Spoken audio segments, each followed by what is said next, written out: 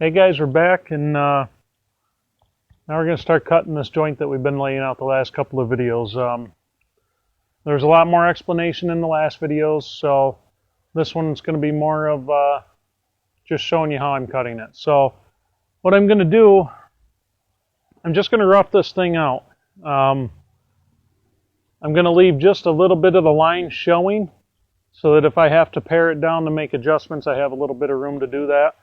Now I'm going to start with a standard 7 1/4 inch circular saw, and we're going to cut. I'm just going to kerf everything out with that circular saw first. After we kerf everything out with a circular saw, I'm going to hit it with the Bigfoot. And that's the 10 1/4 inch circular saw, and so that's it. I'm going to do this side, then we're going to flip it over, and we're going to do the other side. Word of caution to you guys who are going to cut this. I don't know if you can see it. Let's see. But this here is really good and square to my reference face. So I'm not worrying too much about, I can cut this from both sides all right without having to worry. I mean, really, I have to do it that way, but if you have a side that's out of square that you have to cut on, keep in mind when you're cutting that and adjust your table saw or your adjust your circular saw table accordingly, you know. Match the angle that you're out of square so that when you're cutting this, it lines up with the other side that is square. Otherwise you need to leave it a lot heavier to make up for that and then chisel it off. So anyhow, we're going to get going, and hope you guys enjoy it. Now, something else I forgot to mention here before we get going. Always check your saw blades, make sure they're square.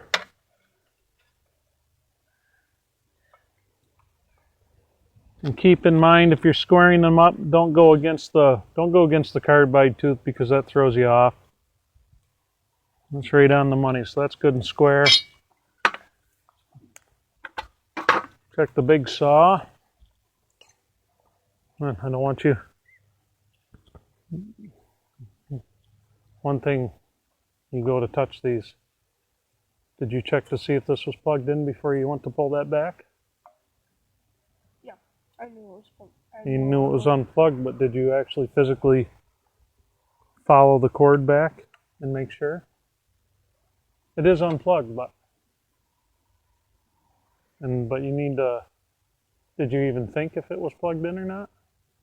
No, I saw it. Okay. I'm just saying, I want you to, next time you go to reach for a saw guard, you never do it if it's plugged in.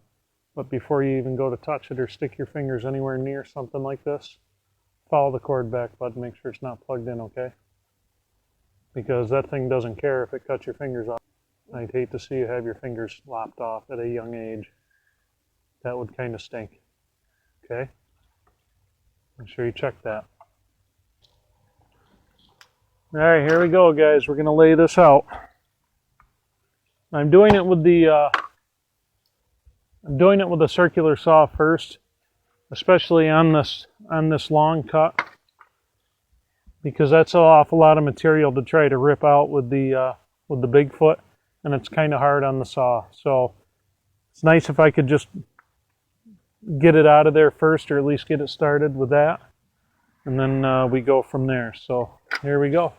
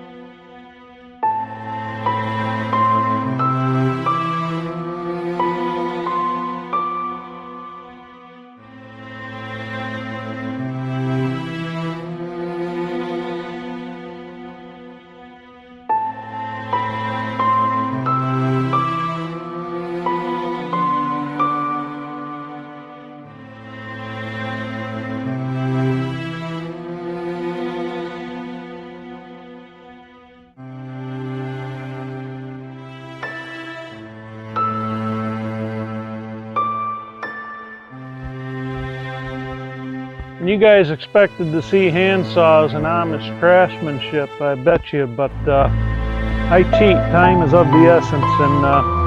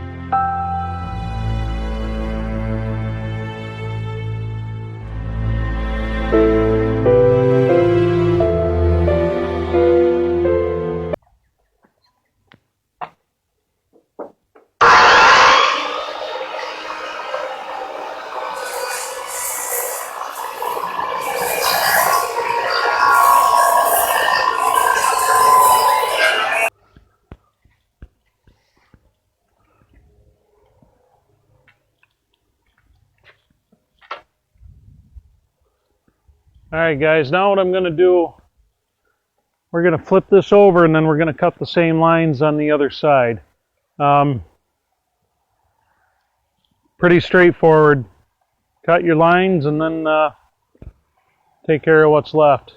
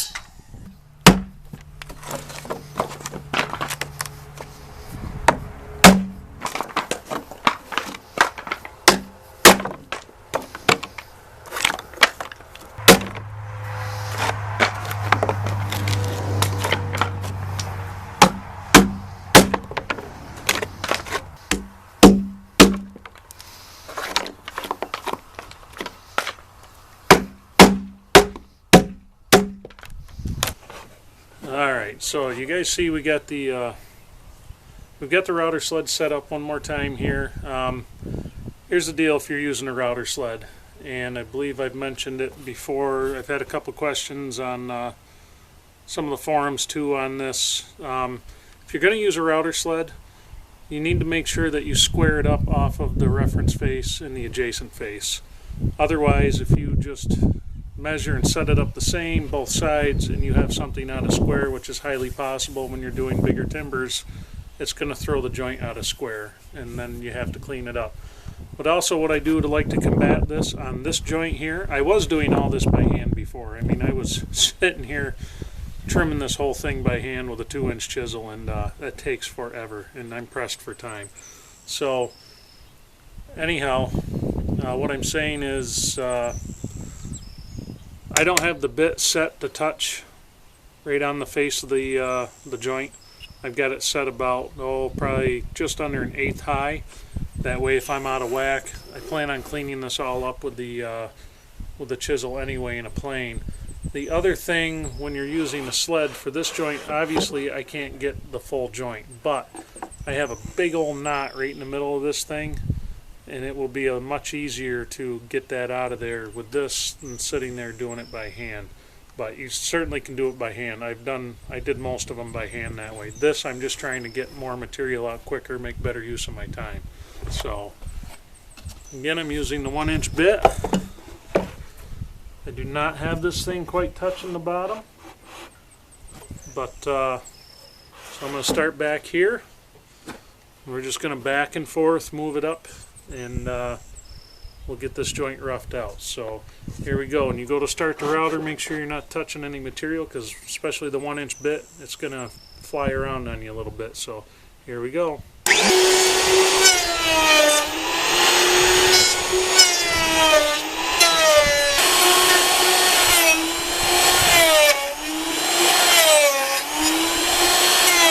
Well, there's the big unveiling.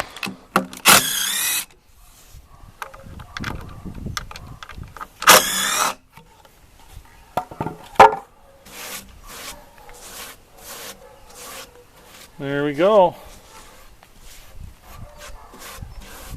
And you see I still have a lip here. Of course I ate a little bit there, but it could be, you can also see, I don't know if you can see it, but I was a little bit above the line when I made the cut.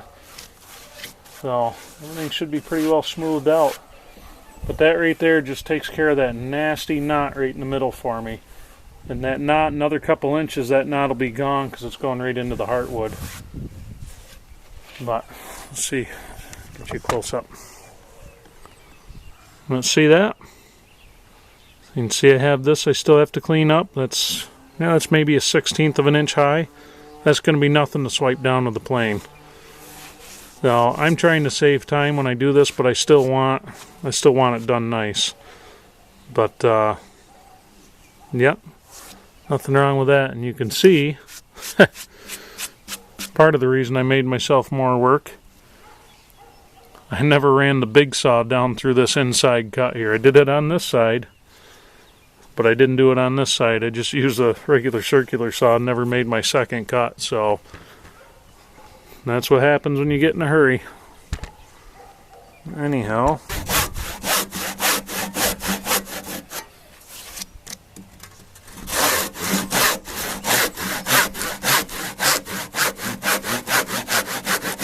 kerfing this out with the saw, especially when you get close like this, try not to go all the way down through into that, otherwise you're going to have saw marks all on the edges of your joints.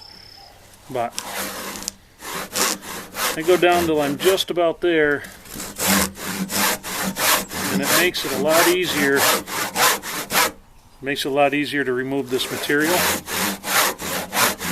You're giving the chisel a stopping point and it's chiseling it off. Now I kerf out pretty narrow when I'm doing this, and that's mostly so I'm only taking little bits at a time, because I don't want to, especially when you get around the heartwood, you're gonna want to tear more out. That's why you see me do the kerf so close. Now another thing, use a wooden mallet with your chisels. These things are expensive. Start using the metal hammer on the end of that, you're just going to bust your handles up. Now again, some people have asked me why I'm not going like this when I'm chiseling stuff out. I go this way because it doesn't dig down into the wood. When you're going like this, it tends to want to dive down into the wood, and I would rather take off less and have to fine tune. If it takes me twice as long, I'm fine with that. You know, that's all right by me. You see how that kind of comes up? I can make it flatter too, but I'd rather do what I have to do with the hand plane. I don't want to take too much out. I want as much contact on this surface as I can with the beam below it. The better contact I have, the more strength I'm going to get out of that joint.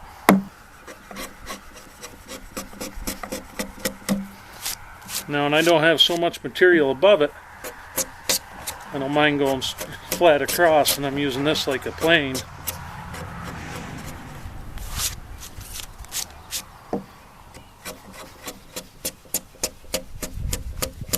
Where I'm not diving in. If I was to do that like this, there's so much material above that, it's going to force that chisel down.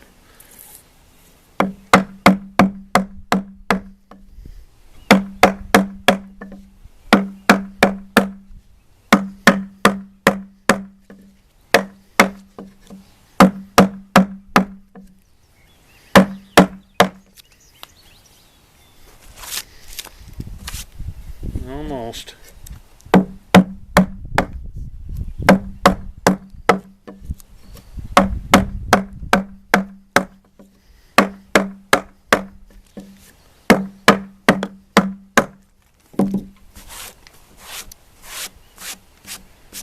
You see, I have quite a bit to remove here.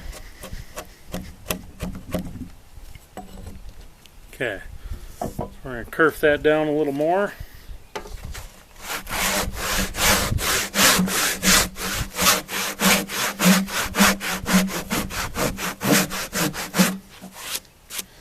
I didn't go all the way with this. I cut this by hand. I didn't go, well, I went through and cleaned it up with the big saw, but initially I cut this by hand. I didn't go all the way down to where the lines meet because it's hard to see. You don't want to cut with a handsaw. You only want to cut what you can see.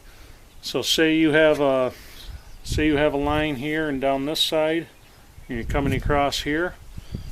You don't want to cut down like this from this side because you're not going to be able to see that line. If the saw wanders, it's going to, you know, another thing you're going to hate. Another thing I could tell you I had to learn the hard way. So you only want to cut what you can see. So if I have to come up and over, and I'm cutting from this side, I want to go from here. That way I can see the line down here as I'm cutting. I can see the line across here. When I get to the point where I'm down to this corner, so when I'm down to this corner and I've hit that part of the line right there, then I want to go to the other side, do the same thing, and then take the middle out. Don't cut what you can't see.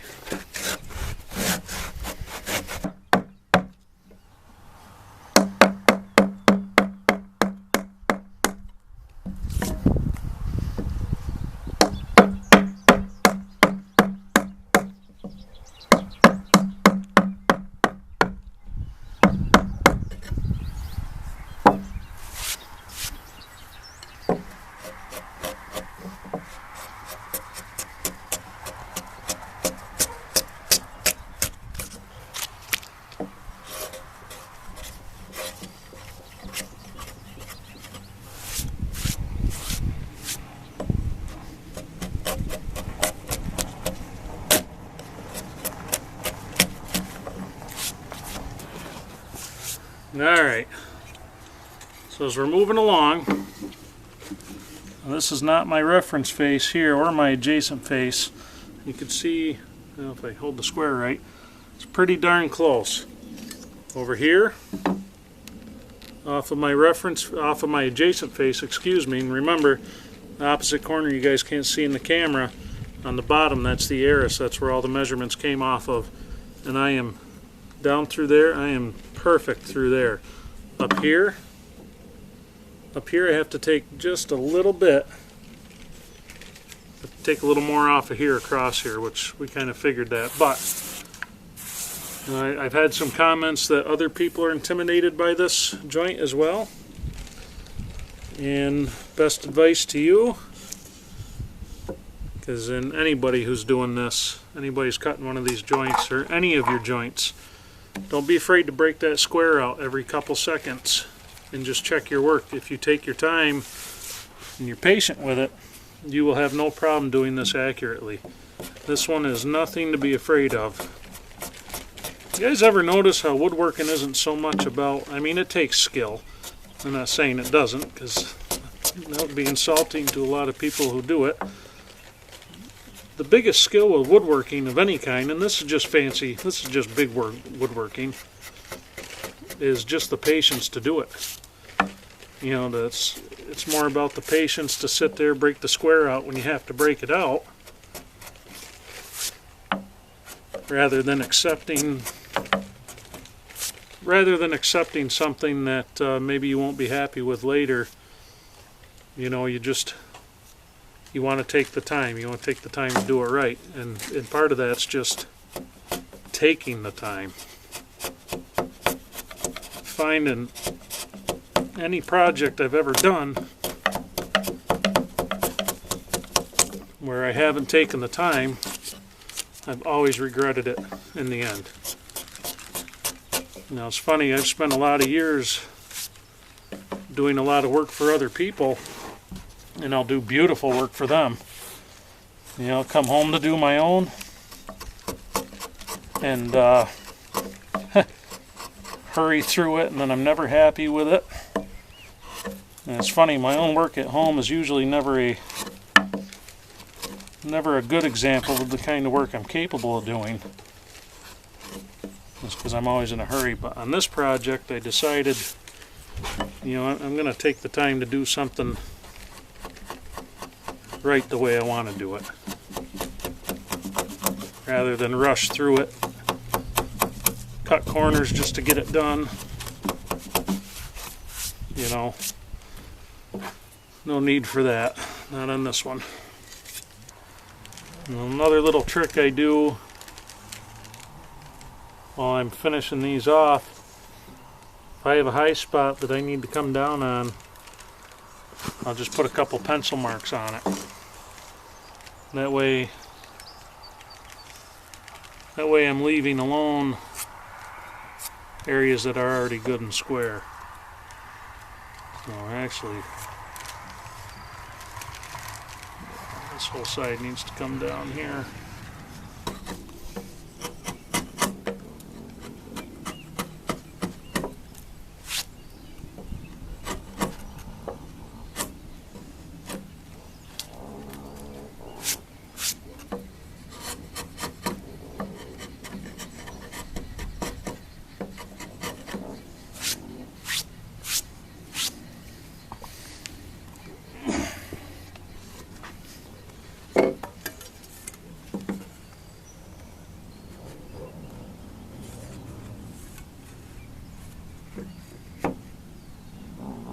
Haha, very nice. Pretty nice. Oop.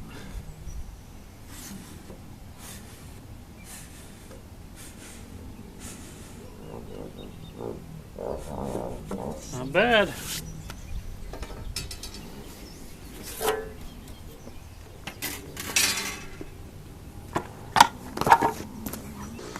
Alright, there it is, guys. It's a completed scarf joint.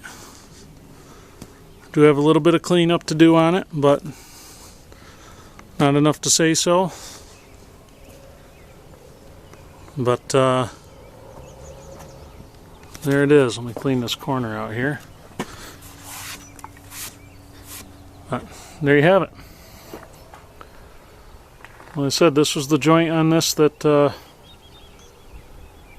had me intimidated more than any of them, but as you can see, it's a very time-consuming joint, but it's not that hard.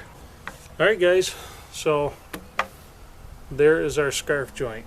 I know these scarf joint videos ran a little bit long, but